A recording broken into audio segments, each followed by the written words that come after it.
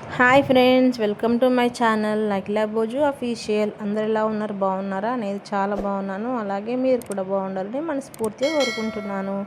ఇవాళ అయితే ఇది మన కిచెన్ బ్లాగ్, అంటే రెసిపీ బ్లాగ్ అనేసి అయితే అట్లా నేను పెట్టాను అనమాట. ఎలా ఉందో చెప్పండి ముందు. అండ్ ఇదైతే గుత్తి వంకాయ కర్రీ ప్రిపేర్ చేసిన నేను కుక్కర్లో. సో ఇది ఎంత మంచిగా ఉడికినాయి చూసారు కదా, సాఫ్ట్గా.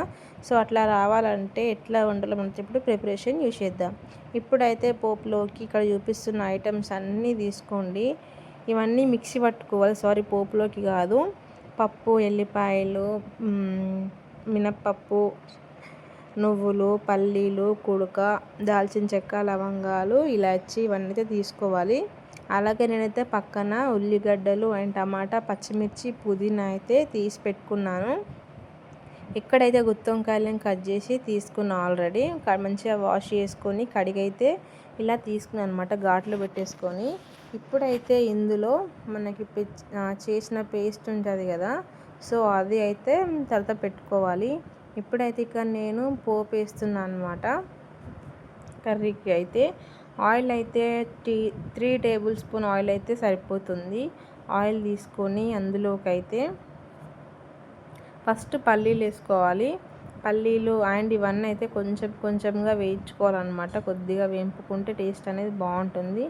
మరీ హెవీగా కాకుండా నార్మల్గా వేపుకొని తీసుకోవాలి.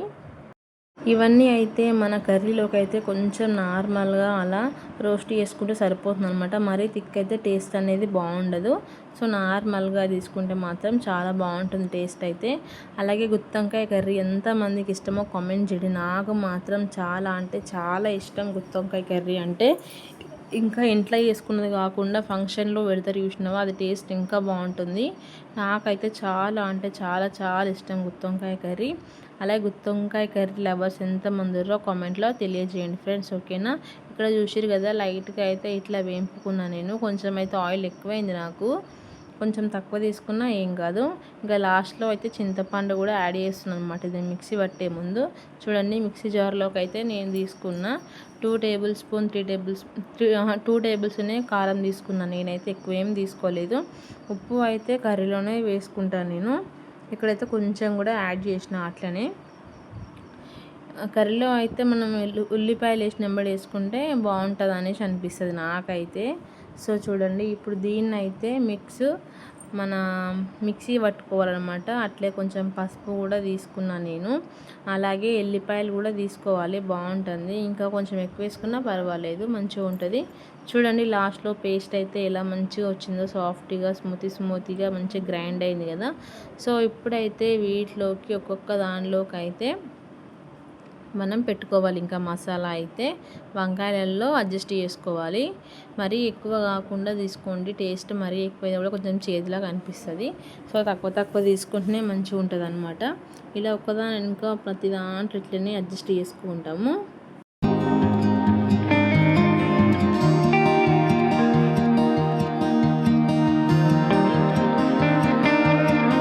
Don't know if I can find my way out.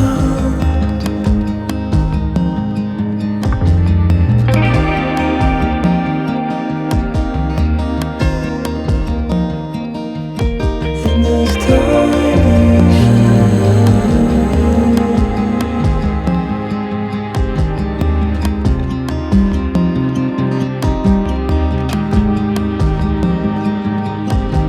and everything is gone up tight. There's no way to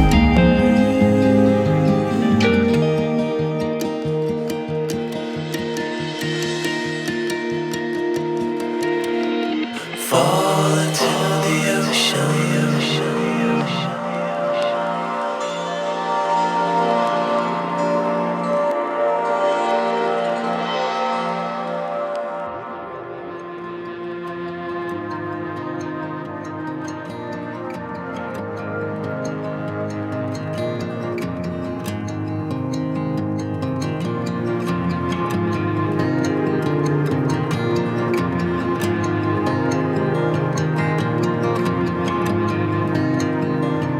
Reaching out, I'm reaching in. The water is rising over me. The water water is rising, it's coming. I'm reaching out, I'm reaching out. The water is rising over me. The water is rising, I'm reaching out, it's coming. I'm reaching. The water is rising over me.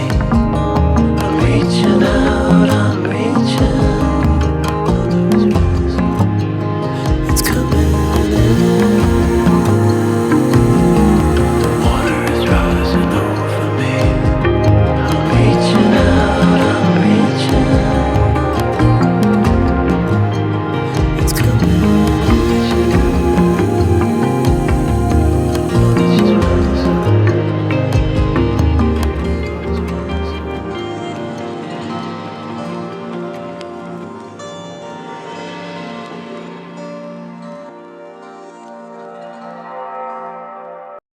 చూసారు కదా guys, అదైతే process మొత్తం. So ఇది ఇక్కడైతే పోపు కూడా వేసేసుకున్నా. ఇంకా పోపు అనేది అందరూ తెలిసిన విషయమే, ఇలా కొత్త ఏం లేదు. ఇంకా టమాటా ముక్కలు కూడా కొంచెం ఎక్కువ యాడ్ చేసుకున్నా కానీ బాగానే ఉంటుంది. నేను నార్మల్గానే యాడ్ చేసుకున్నా. కొంచెం ఎక్కువ తినే వాళ్ళు ఎక్కువ యాడ్ చేసుకున్నా నో ప్రాబ్లం అనమాట, బాగుంటుంది టేస్ట్ అయితే. అండ్ కొంచెం అట్లే ఇందులో కూడా కొంచెం చింతపండు పుల్లగా తినే వాళ్ళకైతే ఇంకా బాగుంటుంది. ఇక్కడ చూడండి మన వంకాయలు అయితే ఇంకా ఇందులో యాడ్ చేసుకుంటున్న పోపులో అయితే కారం ఉప్పు కూడా ఇట్లా ఇందులో వేసినాం కాబట్టి ఇప్పుడైతే ఇంకంటే మళ్ళీ ఏం వేయలేదు. నార్మల్ కర్రీస్లో అయితే నేను ఇక్కడే వేసుకుంటాను. మనం ఆనియన్స్ వేయగానే ఉప్పు వేసుకుంటే కొంచెం మంచిగా ఉంటుంది కర్రీ. సో అట్లా అనమాట. సో కొంచెం నేనైతే గుత్తి వంకాయలు ఎక్కువనే తీసుకున్నా, ఎందుకంటే మా ఇంట్లో కొంచెం ఇష్టంగానే తింటారు. అందరికంటే ఎక్కువ నేనే తింటా ఆ గుత్తి వంకాయలు అయితే. సో అందుకనేసి నేనైతే కొంచెం ఎక్కువ తీసుకున్నా. ఇక్కడైతే చూడండి ఆ చట్నీ మిగిలింది ఉంటుంది కదా, అదే పేస్ట్, చట్నీ కాదు పేస్ట్ ఉంటుంది కదా, ఆ పేస్ట్ని అయితే ఇక్కడ యాడ్ చేసుకొని ఇంకా ఒక 2 విజిల్స్ వచ్చే వరకు అయితే మనం ఉడికించుకుంటే మాత్రం సరిపోతుంది. ఫుల్ టేస్ట్గా అండ్ సాఫ్ట్గా స్మూత్గా వస్తాయి అన్నమాట. కర్రీ మాత్రం టేస్ట్ మాత్రం బాగానే ఉంది. నాకైతే చాలా నచ్చింది. ఇక్కడ చూసిరు కదా, మిగిలిన పేస్ట్ని కూడా కొంచెం వాటర్ పోసేసుకొని అయితే నేను ఇక్కడ యాడ్ చేసుకున్నా. నార్మల్గా దీన్ని కర్రీని నార్మల్ బగోన్లో ఇట్లా వండుకోవచ్చు, కానీ ఒకసారి అట్లా వండితే మంచిగా రాలేదు, ఎందుకో మంచిగా అనిపించలే. అందుకని ఈసారి అయితే కుక్కర్లో ట్రై చేస్తున్నాను అనమాట. టేస్ట్ విషయానికి అయితే వస్తే పర్వాలేదు, బాగుంది. అలాగే మన ఛానల్ని కనుక ఫస్ట్ టైం చూస్తున్న వాళ్ళు ఉంటే ప్లీజ్ సబ్స్క్రైబ్ చేసుకొని ఒక లైక్ చేయండి. మీరు ఇచ్చే లైక్ వల్ల అయితే మన వీడియో మరింత మందికి రీచ్ అవుతుంది. సో అట్లే కొంచెం పక్కన ఉన్న హైప్ను కూడా ఇచ్చేసేయండి గాయస్, ఓకేనా.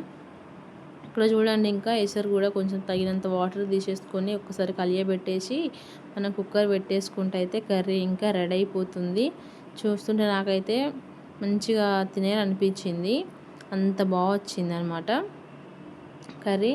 ఇంకా చూసేయండి, 2 విజిల్స్ పెట్టినా అంతే. 2 విజిల్స్కి ఎంత బాగా వచ్చిందో పర్ఫెక్ట్గా, వంకాయ అనేది ఎంత స్మూత్గా ఉడికిపోయిందో చూడండి. గ్రేవీ కూడా కొంచెం ఎక్కువ తినే వాళ్ళకి ఇట్లుంటే సరిపోతుంది. తక్కువ తింటాం అనుకుంటే ఇంత గ్రేవీ వేసుకోకుండా పర్వాలేదు. కుక్కర్లో మాత్రం పర్ఫెక్ట్గా వచ్చింది గైస్.